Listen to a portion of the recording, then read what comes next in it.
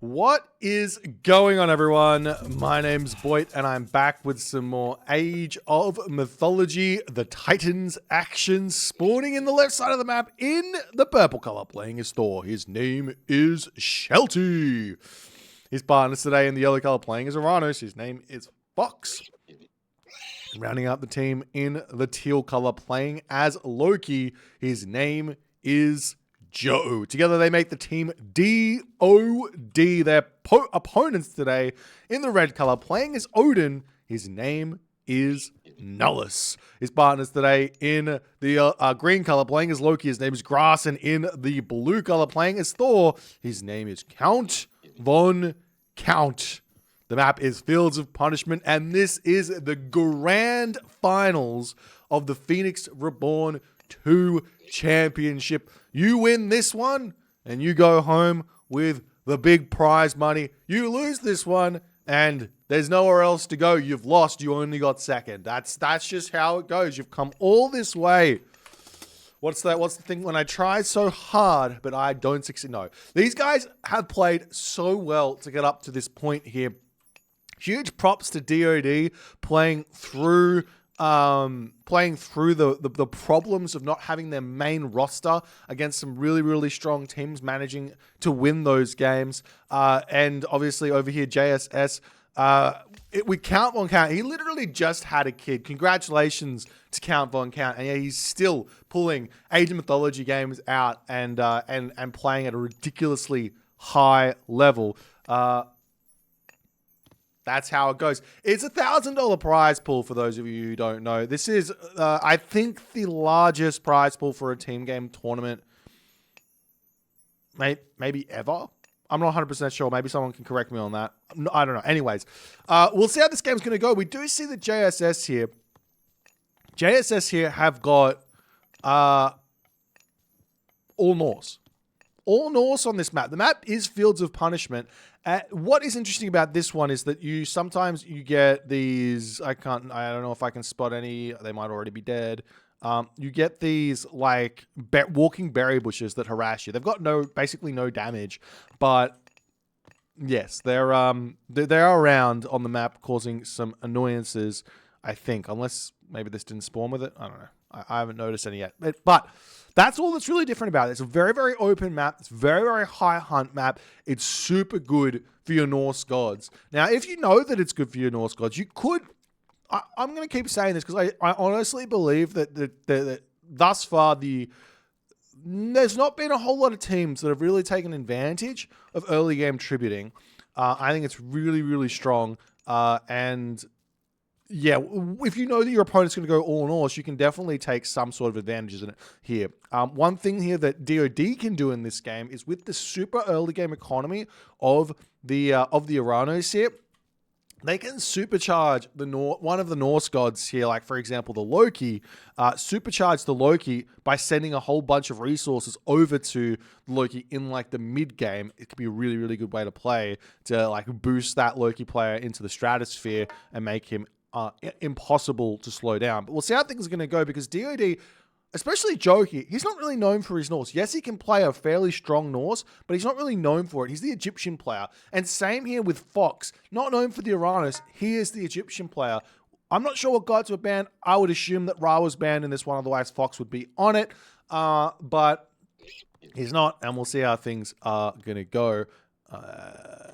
As everyone's starting to advance. There's not really any surprises here in these advanced times. 4-SETI. Actually, I would have probably expected to see a 4-SETI here from Shelty, seeing as that there is a Loki player on the map. But same too for Count here. Both of these guys going for Freya. So they're doing a Freya thing in this one. Even in the Thor versus Thor matchup, Freya, in my opinion, is slightly stronger just because you get that troll. And what a troll does is it effectively prevents the Valkyrie from getting any value early, but more so than that, it then gives you a counter to Frost Giants in the Heroic Age if so necessary. Obviously, if you just get Frost Giants out, it can be better. But if your opponent has got Trolls, you can't really go mass into those because then they can just get mass Trolls and kill off your Frost Giants. It's a little bit of a weird one. I know, but it is a thing that's possible. But we are seeing the villagers moving forward, going to eat some of these bears in the center of the map. Over here on this position, we do have a slight amount of harassment here, but Grass needs to... no, this is Grass. He's a teammate. No harassment just yet. Everyone just playing defensively for the time being. Generally speaking, in these sorts of matchups, defensive play is king. You can see Count Von Count here. He's already taken a slight amount of damage here, but he will be retreating away. The units here got exactly the same speed, so it shouldn't take any real problems there. As Grass here getting spied. Both players actually getting spied there. The Bridal of Pegasus in the clutches of Grass, wanting to get that Pegasus, free Pegasus out, can get some of those extra map hacks, so to speak. Flying units, flying scouts are really, really strong in Age of Mythology. You get those Ravens from Odin, you get the Pegasus from Greek. It can be very, very useful. But we'll see how things progress here in this one as Joe looking to engage Grass, but this does kind of leave Nullus open as Nullus is now coming over here. We are seeing Fox here. He's going for Catapultes and he's going for Murmillo. I would have liked to see Fox just go mass Murmillo in this game, in all honesty, because this is just going to be a fast game that's only going to be raiding cavalry and Hersa being made. I really highly doubt we'll see any throw and axe made, so it's a really good opportunity for the Uranus player to just go for those Murmillo. Terma, not going to be that useful here. Maybe you can get some raids off, but definitely not that useful. It could also just make some Catapultes out as well instead of Terma. He obviously has made some, but they're not the best against those Hersa here. We'll see how things are going to turn out as the harassment starts to ensue here. But Fox here, very smiley, just going to be getting some light harassment before retreating away. These Hersa at this point, little bit slow. Hall of Thanes is coming through for Grass. We'll be able to utilize that one fairly shortly as the Forest Fire comes down. Snipes a villager there. Good play from Shelty. You definitely want to be hitting that Loki as hard as you can and starting off there nicely, getting that kill. There's that walking berry bush we were talking about. 2 damage, just going to be forever chasing stuff in this game. But nice opening there for DoD here as Nullus here. He's searching for that villager kill as well, but at some point here, yeah, all you do here in these sort of raiding games is you can just pull back into your main base, take the L on the hunt and just sit on your berries, sit on your goats until a little bit later, set some walls up around hunt a little bit later, and then go and eat that there as a raiding cavalry searching in. There is a troll already in position to get a little bit of harassment here as the Hersa come through. Going to get a little bit of damage onto that Valkyrie there as Nullus gets pulled back. Meanwhile, on this position, the raiding cavalry sniping each other over here as Count Von Count and Grass searching in onto this position, but Shelty is here in the defense. I love this play. This is kind of a squash-esque defense. You just leave a handful of units on your villagers here. It allows them to retreat away, or it allows you to retreat back and get in here and defend, as it does look like Shelty is more than capable of holding here in the 1v2. Meanwhile, Fox is searching around desperately to try and find some villagers. He needs to put pressure onto someone here at this point because Shelty is left alone, and Shelty now bringing the villagers in to start shanking away. A Inyar spawn does come through for Grass, but it looks like Shelty is still able to hold here, but now Nullus is in on this position. He's going to start taking out Shelty's villagers, and Shelty, can he defend this 1v3? Shockwave coming through there from Fox to help out. The Ox Cart goes down. The villagers are now starting to retreat away. It looks like in the end here that not a whole lot of villagers were really picked off. Maybe like 3 villagers were picked off, but a lot of JSS units did go down there. DoD needs to make something happen now. They cannot be waiting here. We see over here that the Uranus army tries to get a raid in there, but gets pushed back on this position. We have the Hersa through for Joe. He picks up a bunch of villagers here of Nullus. This is exactly the kind of retribution kills that DoD need here to kind of stabilize. DoD are now going to be in a really, really strong position. They got the retribution kills on the villagers. They've got the military kills from Shelty's incredibly well-controlled engagement there, defense there, and now they just need to push forward here. The units are all around Nullus's base here, as Nullus has got watchtowers, but watchtowers not that useful if you don't have units that are defend with those Hersa. The Hersa are also taking down houses. This is a lot of favor to come through for Joe, and the Valkyrie here is able to tank Townsend to fire here as well for the time being. And not only that, Shelty still got tons of raiding cavalry after the dust settles. So far, so good for DoD. We'll see if JSS can compose themselves here and bounce back from this early game disaster, from that triple that did not go the way they needed it to go there, as the Wolves actually finished up on the gold mine. And DoD here can just swing down to Nullus at this point, put all the pressure onto him, potentially just take him out of the game in this single moment here. We do see Grass is still trying to defend and figure out how to deny that sort of a movement here, as Count's trying to get a town center, but Shelty spots it in the middle here. That one is going to be going down. No town center for Count. That means not only no town center, but also 700 resources, not down the drain, but not spent. So a huge advantage here now for Shelty, though he doesn't quite get that kill. Is going to decide to retreat away instead, as Joe's going to pull those Hearser back for the time being here. Fox still searching around. He's going to come up to the top side of the map here. It will be bringing the Grass Hearser through, and I'm looking at this army going, that Grass...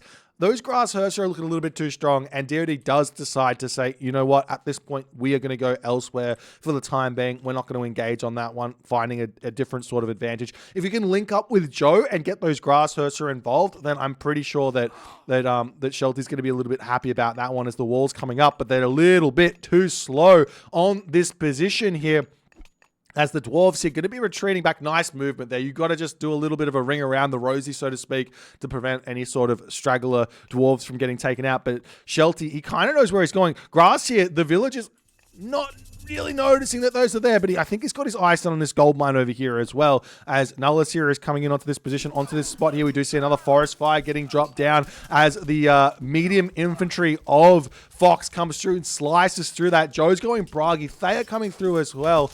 Honestly, I would have liked to see Shelty just get given those resources and see a Skadi come through or a Bragi come through for Shelty, but Shelty comes in, starts shanking down those dwarves. The Nullus dwarves going to turn around and start shanking back, as the Hearser do manage to catch back up. An INR spawn, not the most useful in that position, but a good one nonetheless, as the unit's pushing in onto this position here. Joe retreating back. He's got the healing spring here, but it looks like he doesn't have that many Hearser on this position. Shelty now advancing through Skadi. All of the heroic ages are coming in for DoD at the moment. It's going to culminate in a really, really big timing here, as all of JSS is still stuck in the classical age. We'll see if they're going to be able to use it to make anything happen at the moment, as the raiding cavalry up on this position there, kind of not doing all too much. The Hearser are going to come through and defend and help Nullus push back here, with Fox kind of preoccupied with the Count von Count Thor.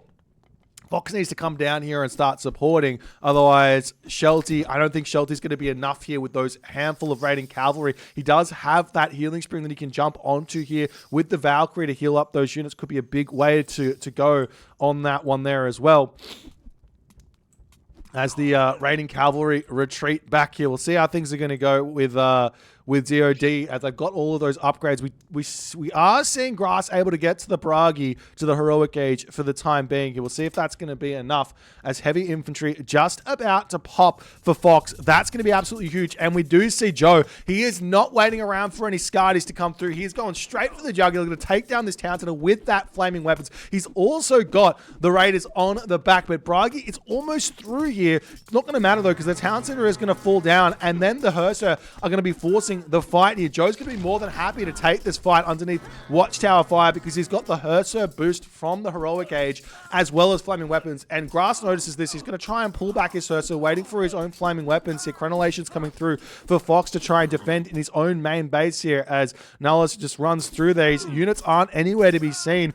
Grass trying to defend here, but he's engaged that a little bit too early here, as he kind of needs to. The pressure from Joe mounting, as finally that Bragi hits. Flaming weapons gets most likely clicked. Surely you click no. He's not going to click flaming weapons. He's going to hold on to that one for a little bit later here, retreating back away from the flaming weapons. There is Count von Count coming in to defend the army of Fox, searching around for some villagers to kill off. There are these villagers on this position there to be taken out, as Frost does get dropped down there by Shelty, not only hitting two players here. I think he hits Count and he hits Grass, but he also hits Nullus's villagers. A couple of them stay out of the Frost zone there, but that's really, really big here.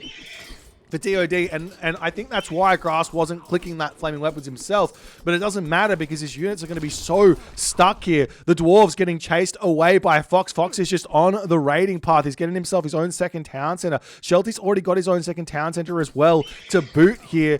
DoD is in a commanding position at this point in the game as we see some Shockwave coming down. You can hit Shockwave onto Ox cards, but not onto Dwarves, I believe, as the units just decide to turn around, take this fight. These are heavy Murmillo. Balder now coming through for Shelty as well on 2 town centers at this point against only Norse. There's not a good way to defend Balder without your own Balder here, and Count is still in the classical age. He doesn't have a gold mine at the moment. He's been raided into... Oh, he's got a gold mine over here, excuse me. So he does have 2 town centers. He does have a gold mine. He does have the potential to frost, so there is a world where he can get to the Mythic Age if he focuses on it to click that Bragi, but that Balder, excuse me, but I'm not sure it's going to be enough here as the units are swinging around. There's the flaming weapons for Grass onto this position to push back. There is not another frost here, and this will push Joe back for the time being. Joe doesn't need to fight this. You just retreat away from these sorts of things, and the frost is going to get some value from killing off some buildings and the like. Make sure your villages are nice and safe, and you're all good, generally speaking. As the units here mounting on the front here for Shelty, looking to put some pressure on. Tyr coming through for Joe as well. So Balder Tyr going to come in. That's going to put a complete stop to any sort of Mythic Age attempts here for Count Von Cat. He does manage to click up through Scardy here, but I don't think it's going to be enough. And in that moment, JSS does decide to tap out. A swift win here for DoD in game number 1. As this one really culminates in Shelty making an insanely good defense. Like, he sits here against 3 players. Yes, Fox came in and supported a little bit, but Shelty had the villages to defend. He said, all right, I know that 7 villages is roughly equal to 14 population worth of military, or 7 units in terms of DPS at that stage of the game. And he makes a really, really clutch call to say, I reckon I got more stuff than Count here. And the fact that the Grass is here just with a handful of hurts, that's not going to be enough. I'm going to turn around, shank this, and just take it. And Fox gets over there. While that's going on, Joe gets the big raid onto Nullus as Nullus comes up for that triple. And yes, Shelty lost a handful of villages there, but it wasn't that big of a deal. But if Shelty loses some villages and Nullus loses some villages, if you come out in front of the military, then you just need to push your foot down on that accelerator and just continue to take fights. You're going to be in front for the rest of the game. And you can kind of see that dictated here in this post game. As DoD, it's like at this point, they're just so far in front of military. And a lot of this is just because I've got the Aranos on their team. Resource-wise, they're also going to be slightly in front there as well. There's that Shockwave slightly in front here, but it just pushes further and further in front there as the game goes on. Really nice first game here for DoD. If you guys enjoyed this one, please consider hitting the follow on the Twitch. If you're on the YouTube, hit that subscribe button, and I will see you guys in the next game.